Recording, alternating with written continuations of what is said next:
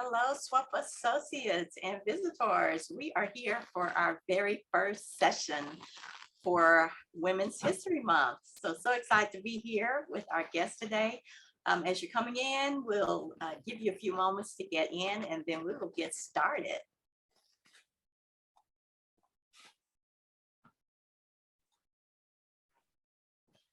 I'm really excited about our guest today. She's no stranger to Swope Health. All right, so we have several associates who have popped in now, so we'll go ahead and get started. So again, welcome to our first session celebrating Women's History Month. And I believe it's International Women's Day on today. But today we are joined by Judge Lisa White Hardwick, who was appointed to the Missouri Court of Appeals for the Western District in 2001. Before that, she served as Chief Judge of the court from 2010 to 2012. And before that, she was also a circuit judge in the 16th Judicial Court of Jackson County. So she also is a member, of course, of the Missouri Bar Association, the Jackson County Bar Association, and the Kansas City Metropolitan Bar Association. And of course, the Association of Women Lawyers of Greater Kansas City. And she serves as a member of the Civic Education Committee.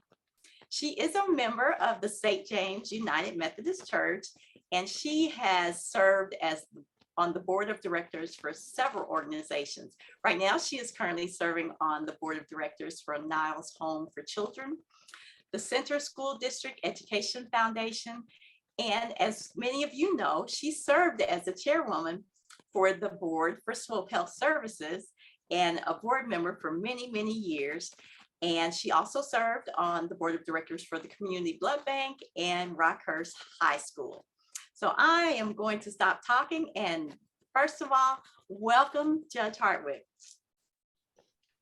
Thank you. I appreciate the opportunity to fellowship again with the Swope community. The mission of this community has always been very important to me. And as you mentioned, I've served on several different Swope boards over the past 25 years. My roots in the larger community also run deep because I'm a Kansas City native who grew up close by at 52nd in Indiana and attended public schools like Catherine B. Richardson and D.M. Pinkerton. I see some of my fellow alum are on this Zoom call, and I appreciate that.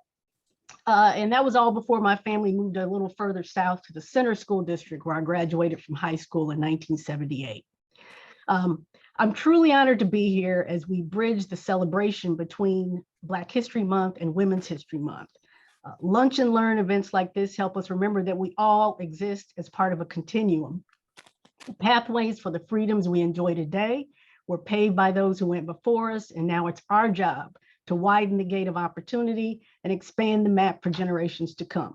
We cannot do that without perspective, without understanding where we've come from or how we got here and how we can use that knowledge to pave the way for the future. So today I've been asked to talk about the importance of Black women in the law and my role in the judiciary. I'll be sharing my thoughts with you for 15 to 20 minutes, and then we'll move to an interview and question and answer format for the balance of the hour. The first part of my talk is going to focus on my personal story, which I summarize as values, vision, and victories that have brought me to this point.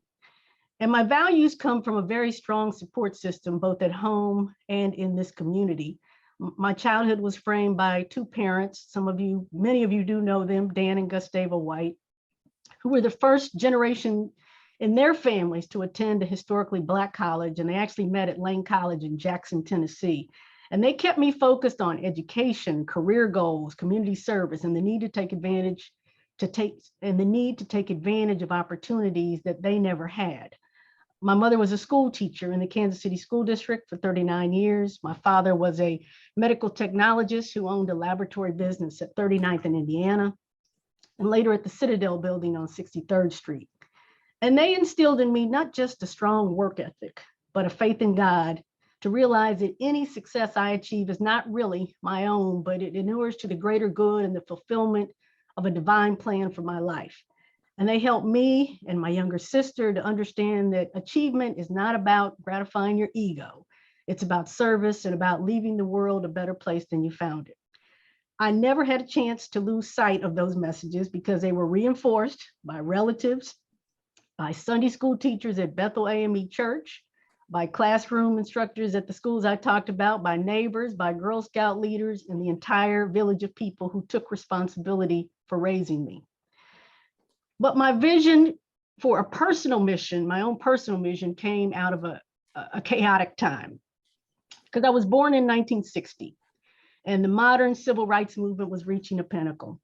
And our family paid close attention to the struggles that played out on TV through the marches, the sit-ins, the protests, and the inspirational speeches, because we knew that our future depended on the progress of the movement. My father had actually participated in some of the marches while he was a student and in Tennessee at Lane College and at Meharry Medical School.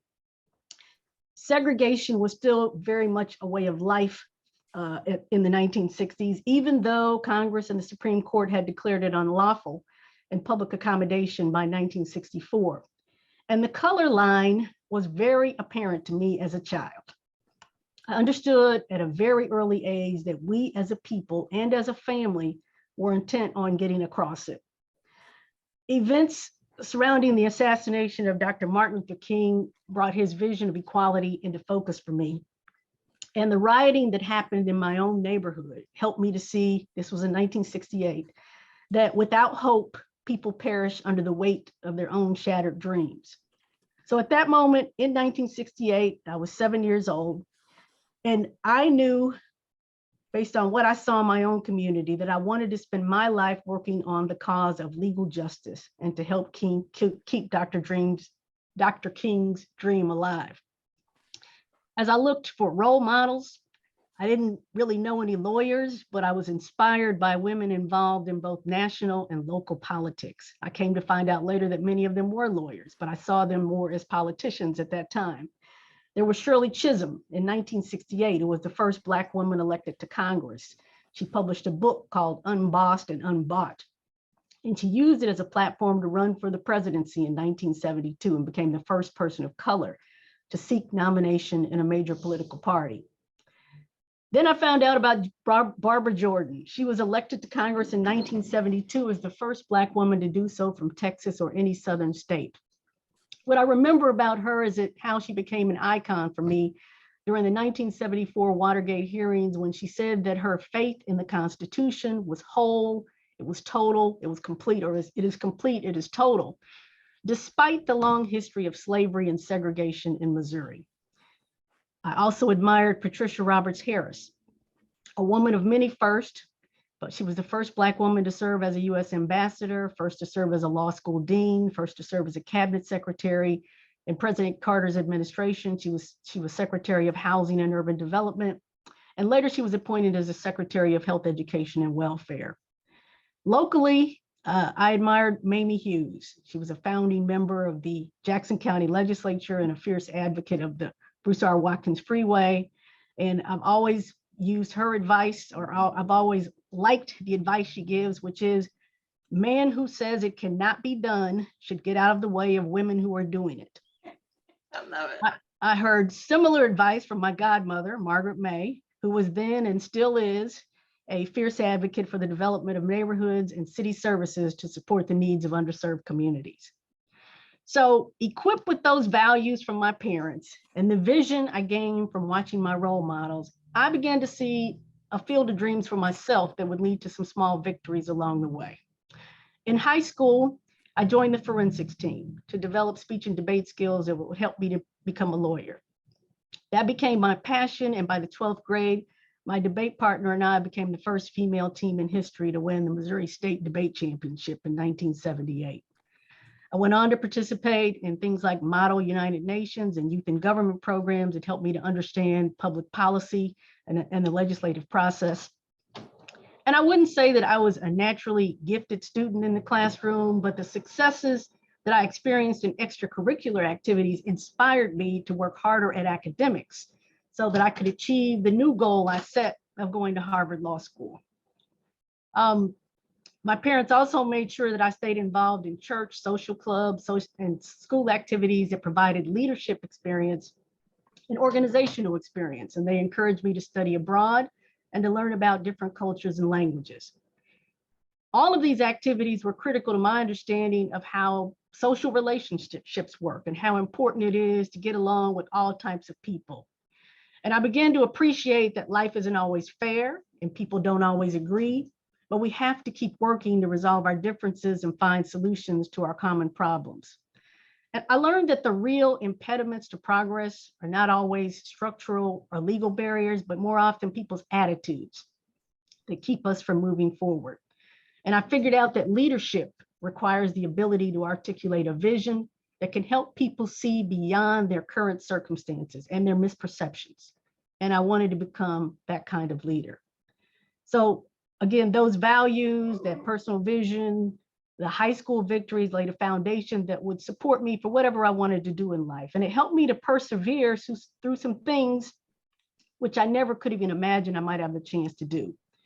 First, it gave me the determination to attend the University of Missouri and get a journalism degree from our own state school that had refused to desegregate until the late 1950s, and to which my father had not even been allowed to apply.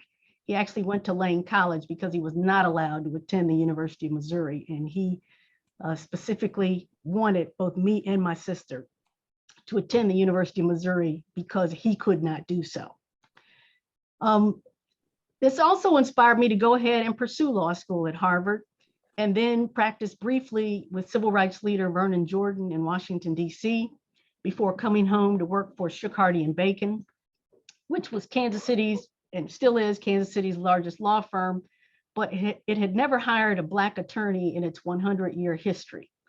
Ironically, in 1985, I became its 100th attorney, and 6 years later became its first Black partner and the first Black female partner in any law firm in the metropolitan area. Those experiences also gave me the confidence to follow the example of Mamie Hughes by first getting appointed and then later twice elected to serve on the Jackson County Legislature. This exposure to public service then opened the door for me to apply for positions on 2 Missouri state courts where no Black woman had ever sat. The Jackson County Circuit Court, where I was appointed by Governor Carnahan as a trial court judge from 2000 to 2001. And then the Missouri Court of Appeals, where I was appointed by Governor Bob Holden and has served for the past 22 years. So with that background, I want to shift a little bit here and talk about our court system and my role as a judge. And I want to point out first that we have 2 parallel court systems in our judicial branches of government. We have a federal system and we have a state system. Both of those systems have 3 levels: a trial court, an intermediate court of appeal, and a Supreme Court. The differences between those systems are that the federal judges are primarily appointed by the president with the consent of the Senate, while the appointment process for state court judges vary from state to state between appointments and election. Missouri actually uses a hybrid system where the governor appoints appellate judges and trial court judges in the largest counties, and then judges are elected in the more rural areas. Federal judges have jurisdiction over federal laws and interstate disputes, while state judges handle matters that fall under state and local laws. So I work in our state court system as a judge on the Missouri Court of Appeals for the Western District. And the Western District is one of 3 intermediate, meaning middle, courts of appeal between the trial court and the Supreme Court, and it hears appeals from trial courts and agencies throughout in the Western District of Missouri. So if someone is unhappy with the decision that they received from a trial court or administrative agency, they have a right to appeal to an intermediate court in Missouri. The Supreme Court is above us, and they're far more selective, and they don't have to hear every appeal. We have to hear any appeal that's filed in our court. We are a court of general jurisdiction, which means we hear any and everything that can be appealed from courts and agencies within the 43 counties covered by the Western District. That includes criminal cases, divorces, adoptions, juvenile matters, business disputes, personal injury cases, almost anything you can think of. Our district also includes Jefferson City, so we get cases involving all types of matter with state government, like workers' comp, unemployment, the Public Service Commission, which handles utility rates, and professional licensing of the medical profession. Our court has 11 judges, and we sit on panels of 3 to hear a docket of cases that have been randomly assigned to us. Appellate courts review cases based on the record provided from the trial court and the briefs, which are usually written by the attorneys. And our review is to determine whether there was an error of law in the trial court proceeding. So we rely on the record to provide the facts, and we don't hear testimony, and we generally don't even see the parties in the case. The attorneys are allowed to make a brief oral argument to the court, and we can ask questions about the case. We never rule from the bench, as trial courts often do, and you see that on TV, but appellate courts don't really rule from the bench. But we issue written opinions, usually within a few weeks of the case being submitted for our consideration. Now, during the 22 years that I've been on the court, I've sat on more than 3,000 cases and written more than 1,000 opinions that have certainly affected individual lives and resolved disputes. But the most impactful work I've been able to do is that which affects our overall system of justice. And my ability to do that literally began with the police shooting of Michael Brown in August 2014 and the subsequent riots in Ferguson, Missouri. In response to that situation, the U.S. Attorney General Eric Holder conducted an investigation of the law enforcement system in Ferguson and other jurisdictions in St. Louis County. And the Department of Justice later issued a very detailed and scathing report about the treatment of African Americans by police and the courts. And the report noted that Black residents were being arrested, prosecuted, and punished at rates far disproportionate to white residents. So that report led the Supreme Court of Missouri to establish the Commission on Racial and Ethnic Fairness to examine current practices and recommend measures to ensure equal justice in our state. And Missouri was pretty far behind the curve on this because most states, I think we were about the 27th state to set up a commission. So most states had already done this and we're already looking at these issues. But I was appointed as one of the 3 co-chairs of that commission. And now 8 years later, it has really become the culmination of my life's work in the legal profession and my childhood dreams of becoming a civil rights lawyer. So I want to spend the balance of my time talking about racial and ethnic fairness in our judicial system. And I want to do that from the perspective of judicial positions in Missouri and Kansas, and then the justice overall that's meted out by our courts. So if we look at judicial appointments on both sides of the state line, we've seen substantial improvement since I entered the system as the only Black female circuit judge in 2000 in Jackson County. If we look at our federal courts in Kansas City, we now have 5 Black federal judges, including 2 women. Julie Robinson is a federal district judge in Kansas, and Luana Counts is a magistrate judge in the Western District of Missouri. Although we haven't had any judicial appointments from President Biden in Missouri or Kansas, and that really comes down to the politics and the fact that we've got senators who are not of the president's party in either of those states. But President Biden's record on federal judges gives us hope for the immediate future. Biden, in just 2 years, has appointed 97 judges, which is a record for how many judges you can get done in that period of time.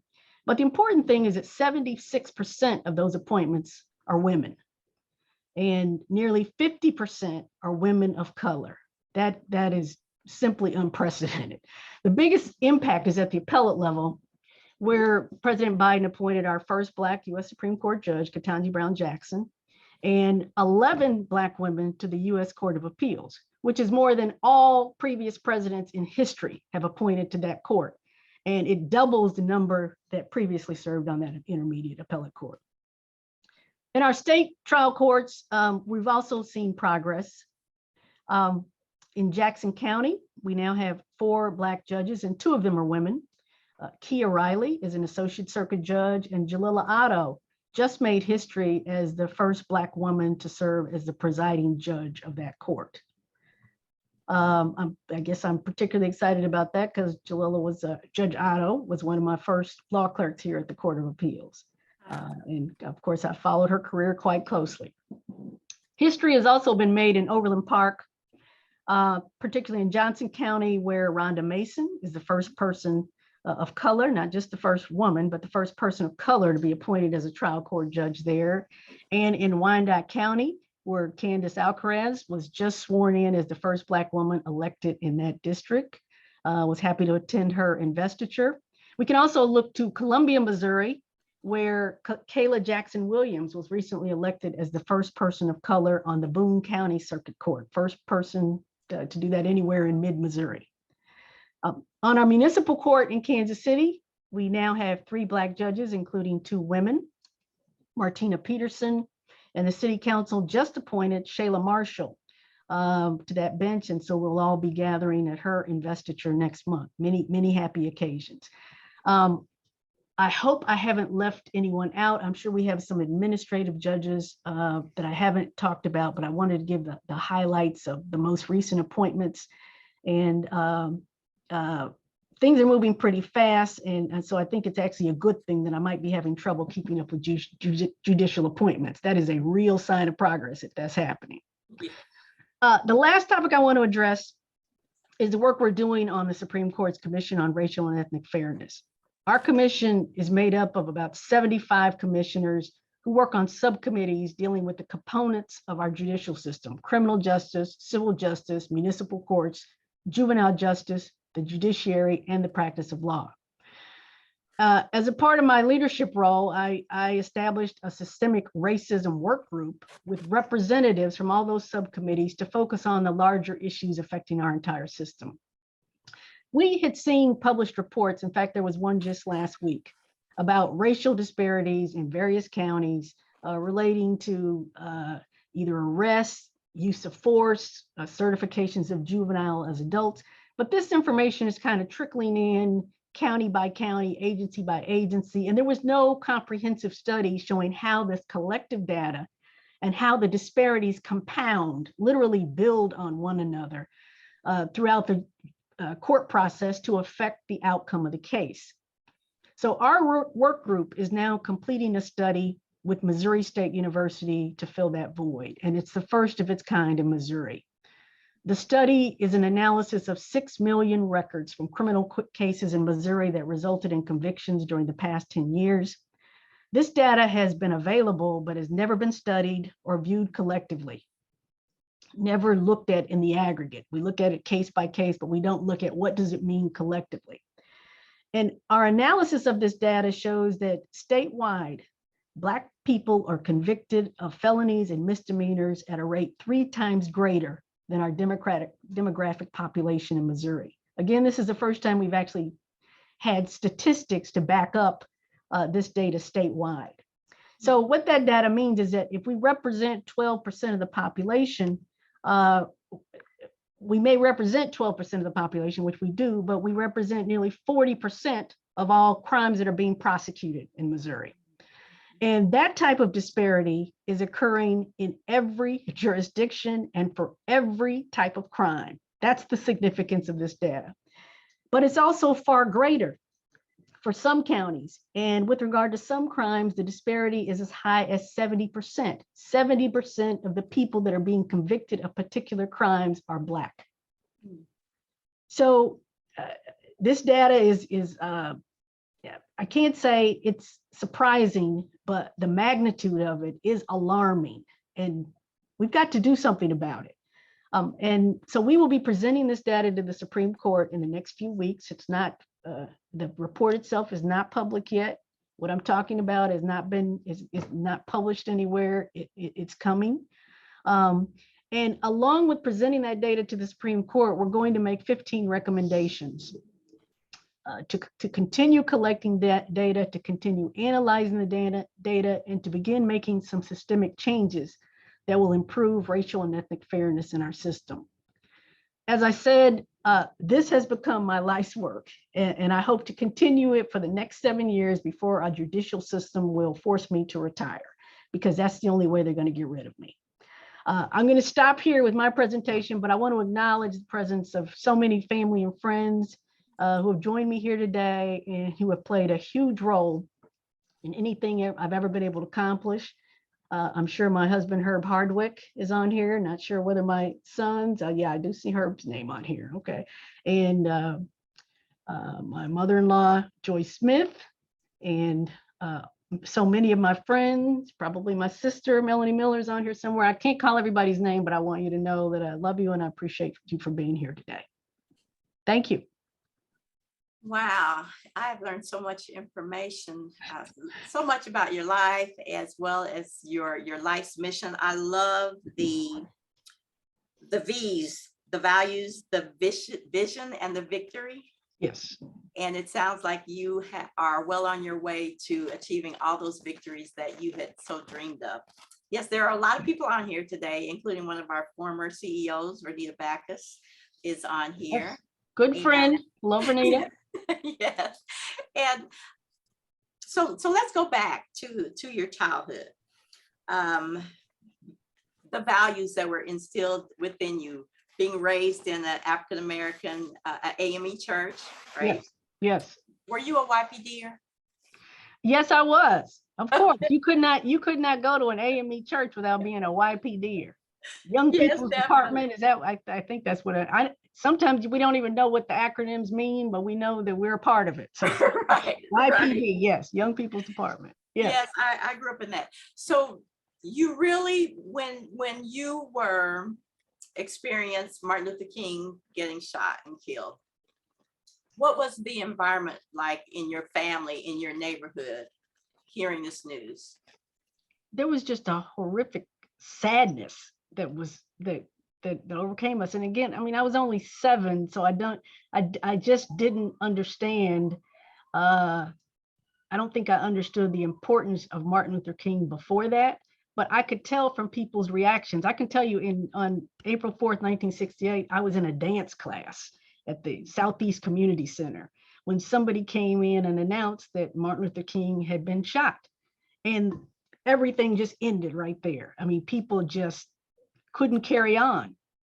And it was like that for the next couple of weeks because rioting broke out and we literally couldn't go out of our homes.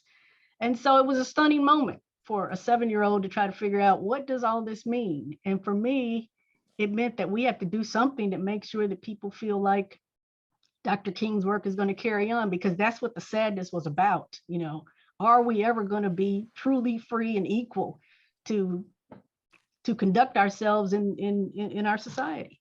And I really never lost that feeling about that, about the importance of it.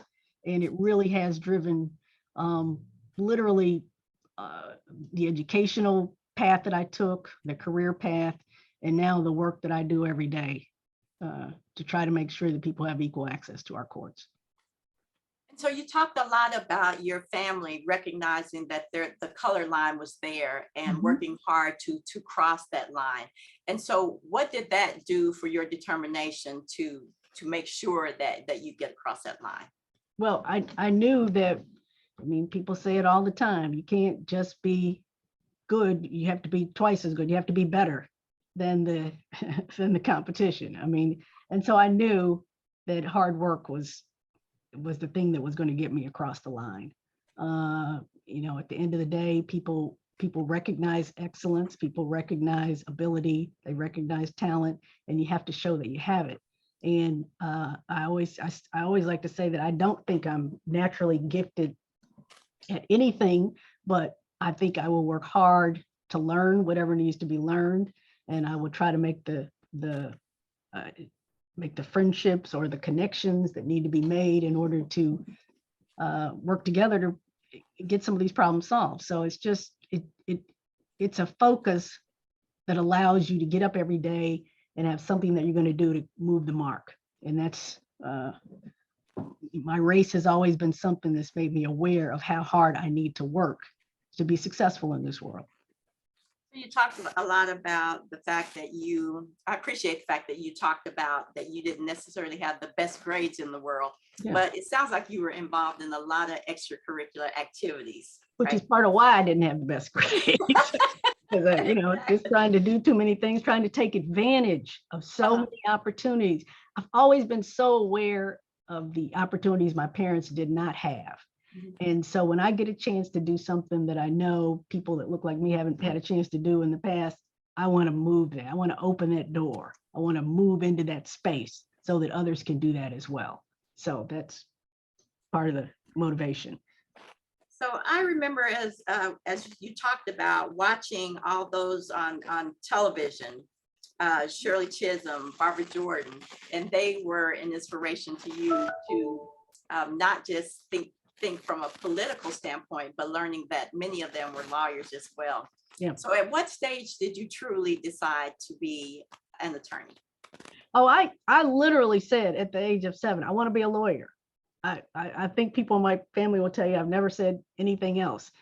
I wanted to go to college and study law, and then I learned that you can't get a law degree in college. So I said, okay. And that's when my dad said, well, go to Mizzou and get a journalism degree, and then you can go to law school. So that, I mean, I have never thought about any other profession other than the law. That's how connected I was to what happened in the 1960s and the civil rights movement, because I just felt that if we don't have civil rights, we don't have anything. We can't get education, we can't get jobs, we can't live where we want to live. It's that fundamental. And that's what has always driven me and still gets me up every day. My desk is full of reports now from Missouri State University and all this data that we're pouring through, trying to figure out a path through that data, a path to justice. So your parents had to attend an HBCU. Yes, because that's the only colleges they could attend in their day and time, which right. actually is a blessing in itself, because in their generation, many did not get a chance to attend college. So when you went off to Mizzou, Mm-hmm. what was your experience like there? I mean, there were not many of us there. And I didn't, to be honest with you, Mizzou was not my first choice. I would have rather gone to some other school. I looked at places like Northwestern, but you know, I actually made a deal with my father. He said, you go to MU and then I will send you to whatever law school you want to go to. And I said, I want to go to Harvard. He said, deal. And so I went there, and I always had an attitude of no matter what was happening at Mizzou, I was going to do well. So I understood the racial history of it, but it didn't really, I mean, I expected to encounter that when I got there. And I have to say, I didn't see it every day. But you know, there's times when you're walking down the street in Columbia and people will yell things out of cars at you that they don't yell at you when you're in Kansas City. There were things I experienced in Columbia that I've never experienced in Kansas City, but overall, it was a good educational experience. And I was able to do most of the things I want to do, one of which was to study abroad. I went abroad for 6 months and studied in Japan. I was involved with the Black Student Organization on campus.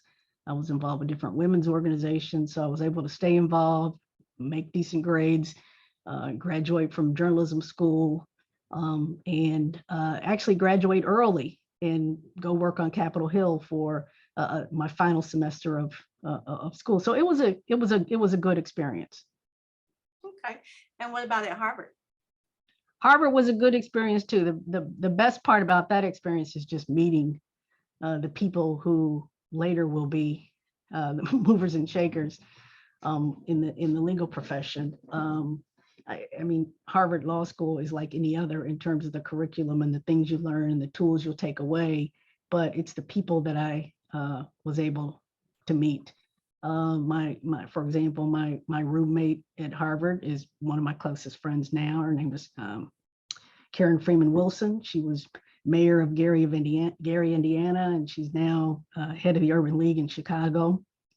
I also was in school with Loretta Lynch, who was our Attorney General, and Elena Kagan, who's on the Supreme Court. So lots of the people you get to meet is probably the best part of having gone to Harvard. What were your challenges there as a Black woman? You know, the same as anywhere else. But, you know, the thing that surprised me most about Harvard is that there were, as a class of 500 students, and somewhere between 50 to 55 were Black students. So I felt there was a very welcoming community. it felt to me like there were more Black people at Harvard than there were at Mizzou, because we were in closer quarters. Mhm. And, a lot of my friendships that I've been able to maintain over the years are the people I met at Harvard, Black women. And so I can't say that my experience was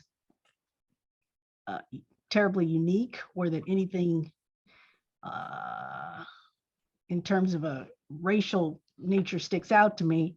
I will say that when you're interviewing from jobs out of Harvard, it's a little easier to get positions, even as a Black woman. But I was surprised when I got to, if you're interviewing for jobs like in New York and Los Angeles and DC and Chicago, you go and you see many Black women that are already in firms. Of course, when I decided to come home to Kansas City, there were none. That was surprising to me. And so when you go into a firm and you're the first Black person to get there, or first Black woman, there's always, a few tense moments of how do we navigate this place. And so I would say my experiences as a Black woman came more into play in practice than actually at the law school, where there were so many other people that were like me, and we were all kind of going through it together. Wonderful. So you have a lot of firsts. And which would you say are the most significant to you that you've accomplished in your career, in your lifetime? Well, I mean, I think the ones that I mentioned, being at the firm was a big one. That's the one where I really felt like I had to learn so much about how to get things done in a corporate environment. How to be able to assert yourself without everybody saying, oh, she's playing the race card, or trying to stereotype you in what you're doing. Sometimes it's hard to be yourself because people expect you to play a certain role, and you're just being yourself. But people think, oh, she's bossy, or whatever the stereotype is of Black women, they want to push that on you. And so you have to try to excel beyond that.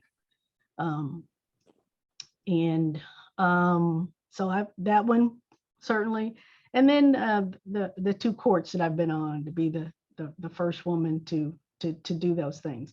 The thing I will say, though, the most disappointing thing about all of those is how long it took for another Black person or another Black woman to get in that, to come into that role. And I always felt like I was doing everything I could to make that happen, and it just didn't happen fast enough. When I was in the law firm, it was 7 years before another Black person was hired, even as an attorney.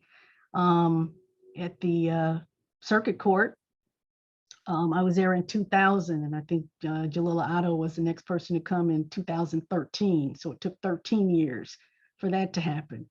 And I'm here at the Court of Appeals, and I've been here for 22 years, and I'm still the only one, only Black woman.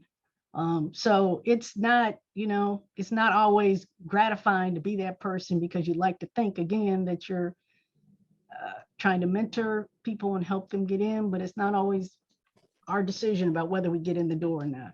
There's still a lot of systemic things that keep us from getting to where we should be. So do you do any mentoring with individuals who are currently in law school or seeking to take the route that you did?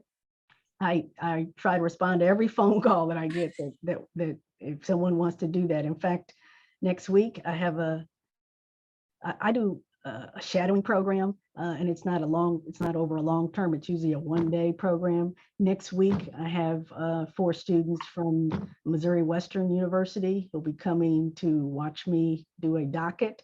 And after the docket, I've sent them copies of briefs from the cases that we'll be hearing. And so after we hear the cases, I'll sit down with them and discuss what happened in the court proceeding and talk about my work, and we'll go to lunch.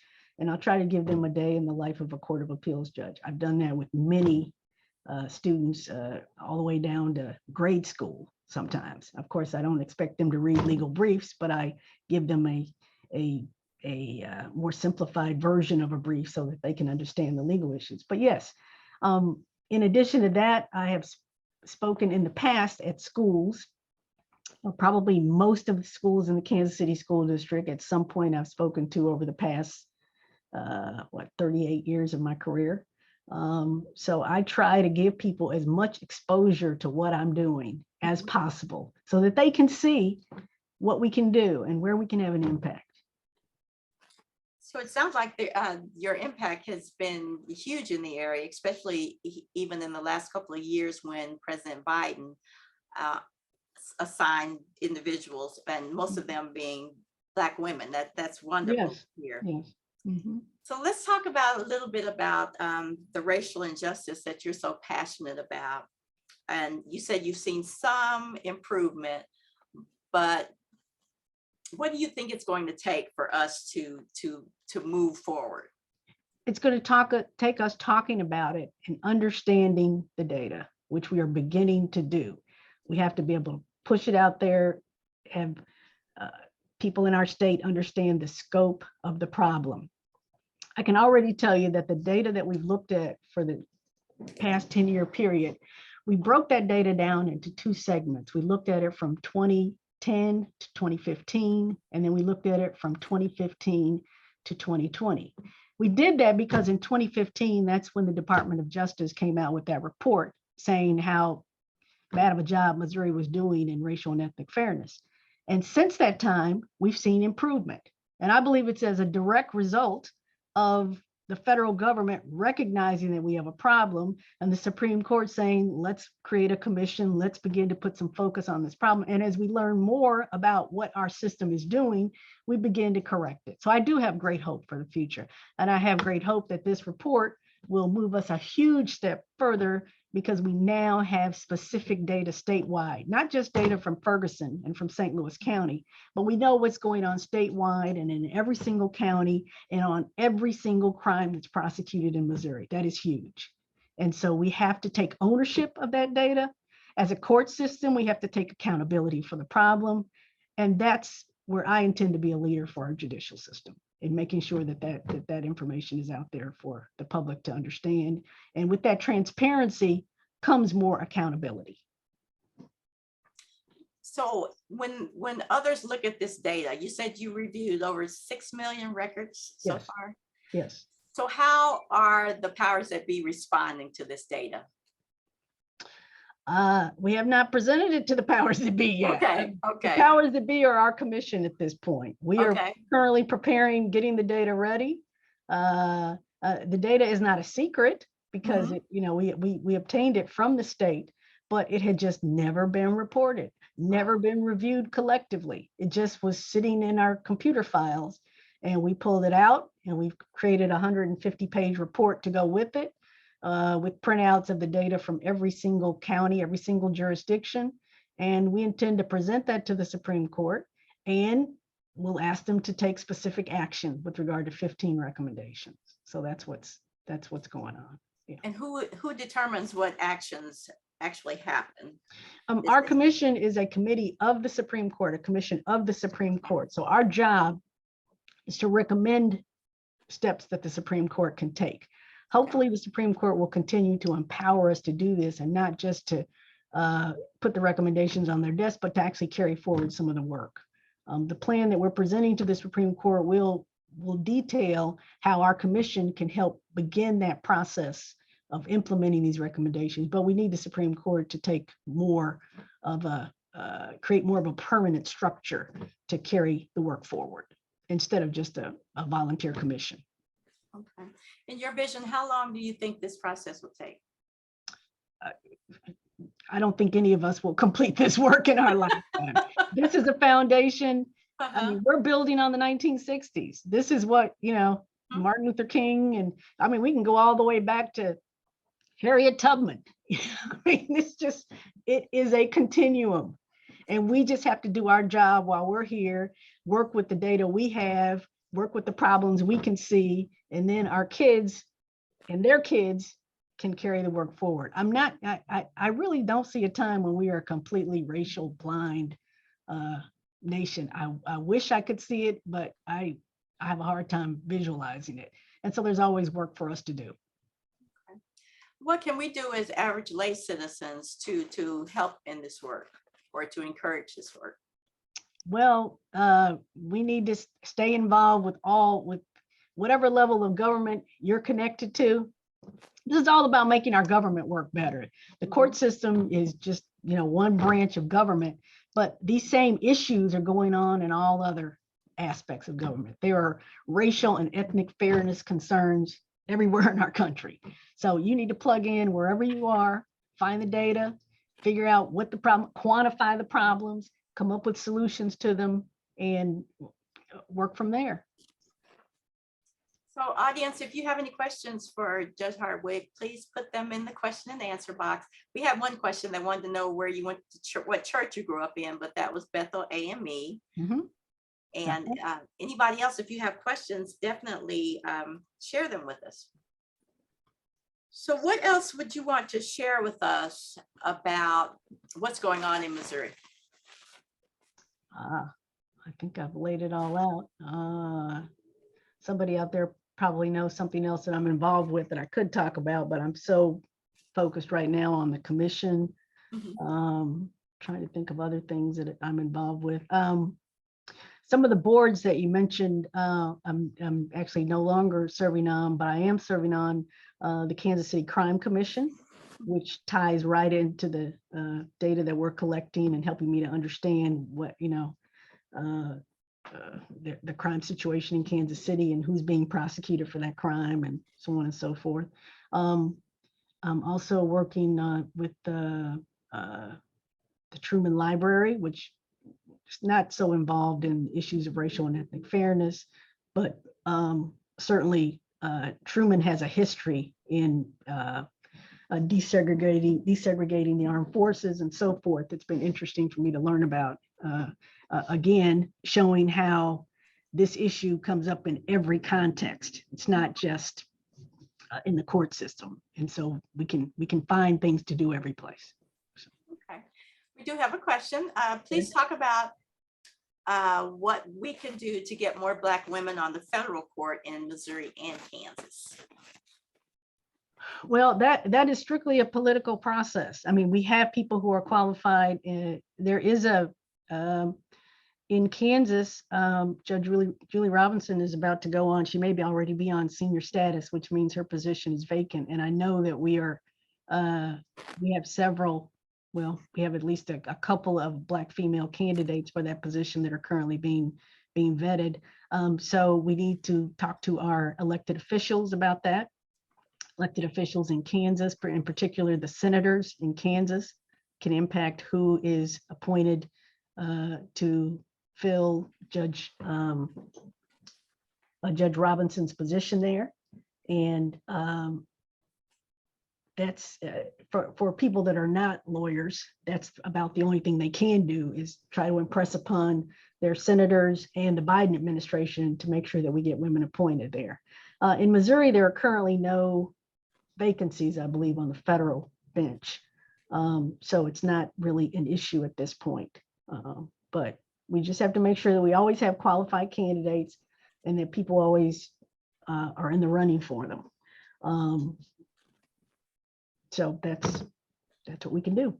Okay, so this person, not a question, but thank you for your amazing trailblazing work. One of our associates says that she was a YPD at Ward Chapel AME. Yes, I see. And another question, what are you doing to help younger judges to get to the federal bench? I am constantly talking to judges about whether not judges, young lawyers, about whether they have an interest in the judiciary, and if so, helping to get them prepared. I speak on panels all the time about the path to the judiciary. And when I see a young lawyer that I think has particular talent that might help them serve well on the bench, I always point that out. I try to encourage them to think about that as a career path. It's not the most financially rewarding career path that you can have in the legal profession, so a lot of people don't really think about it. But I think it in terms of the service you can provide to our community, it's far more rewarding than I ever felt as a practitioner. And of course, I've worked in a big law firm, and you know, we do a lot of corporate defense work. So the work I was doing, I felt really wasn't kind of going down to the bottom line of civil rights, although it was tangentially so. But this allows me to make much more of a direct impact on justice. And if young lawyers are interested in public service, I think this is the ultimate way to fulfill that commitment that you might have. Okay. Someone asked, what will you do when you retire, once you retire from the bench? Oh, I'm sure I'll continue the work I'm doing. I just won't have the official position to do it. I'll have to stand on the outside and knock on the door and say, what about that data? Are we still working on it? You know, I mean, I will continue to be, if necessary, an agitator, hopefully an advocate. But I don't see myself ever stopping this work as long as I'm able to think about and understand the scope of the problem. Okay, you have a former Mizzou grad, Fran. Yes, I know Says, Fran. when the report date is released to the Supreme Court, how will your committee make sure the public understands the gravity of the numbers? Yeah. Will your broadcast journalism degree come into play? Well, I won't be doing public service announcements or and I don't plan that. I always get asked the question, are you ever going to be a judge on TV? No, I will not be a judge on TV. But we do have a public engagement committee for the commission. The Supreme Court also has a public engagement officer, and we're hopeful that it will be publicized. And I won't have to write press releases. I can keep writing opinions and not press releases. So Wonderful. we do plan to do that. But again, it's all dependent on how the Supreme Court wants to handle the disclosure of the report.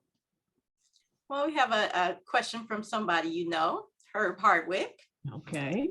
Could you provide advice as to why young people might consider the practice of law as a career path? That's a very Herb Hardwick question. Thank you, Herb. Well, as Herb and I often talk about, that is my husband, for those of you who are wondering, law touches everything. So everything in our society is pretty much driven by law. And if you can understand legal thinking, legal theories, legal philosophy, it will help you in any profession. So we're always encouraging people to get law degrees, whether or not they want to practice law.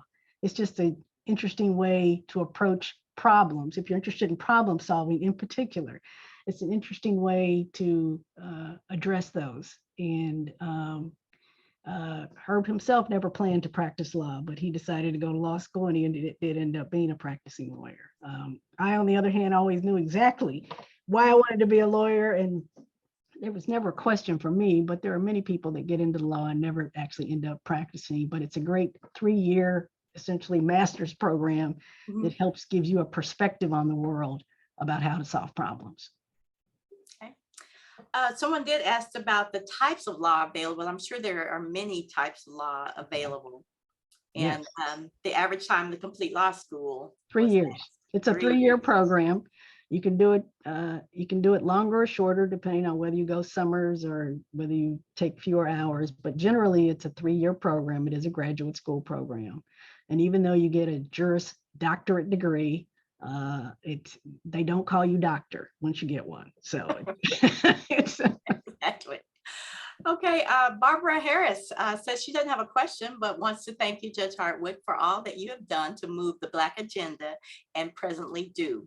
She says you're a sweet onion with so many layers, and please consider a TED Talk and a book. Barb, you just heard my TED Talk. I'm done. Okay. Thank you for bringing up the Texas crew there. Love it. So did you have an opportunity to spend any time with Ketanji Brown Jackson? You know, I did not. I'm one step removed from her. I believe Judge Willie Epps, who's on our federal bench, was a classmate of hers, and so I hear about things through her, through him. I hear about her through him, and no, I've not had a chance to meet her. Okay, so what would you like to leave our audience with today? I mean, the normal advice, if you just have to bloom where you're planted, you have to take the circumstances that you're given and figure out what your mission in life is from those circumstances. I feel like I was really blessed to see that early. I don't know why it happened to me, but I've always known exactly what I wanted to do. And for others, it's a process of figuring it out. And even though I knew what I wanted to do, which was to be a civil rights lawyer, the path I took to get here was not direct at all. It's only now in my life that I really feel like I'm doing civil rights work. Because when I went to Harvard, I had a chance to practice in the public defender's office. But because of debts from law school and because of other opportunities, I ended up going to the big firm, and that turned out to be a 15-year path that I took that didn't really have much to do with civil rights, but it was a training ground to get to where I am now. So if you can have a general idea of what you want to do, and if you can be focused on a problem or a concern that you see that needs to be fixed, that can give you some path for the rest of your life. And hopefully you'll end up, by the time you get ready to retire, actually doing what it is you set out to do. And if they stick with the V's that you present us with, values, vision, and the victory will come. It will come. So thank you so much, Judge Hardwick, for spending the hour with us. We appreciate all the wisdom that you shared with us. You also inspired us that there is work to do and that we should stay informed about what's going on in Kansas and Missouri. And we just appreciate you for all that you've done for us to have someone to be so proud of for the things that you have accomplished in your lifetime. So thank you so much for also helping out with Swope Health by being on our board for years. And again, thank you for being with us today. Thank you all for listening, and I appreciate the opportunity. All right, we'll see you. Bye-bye. Bye.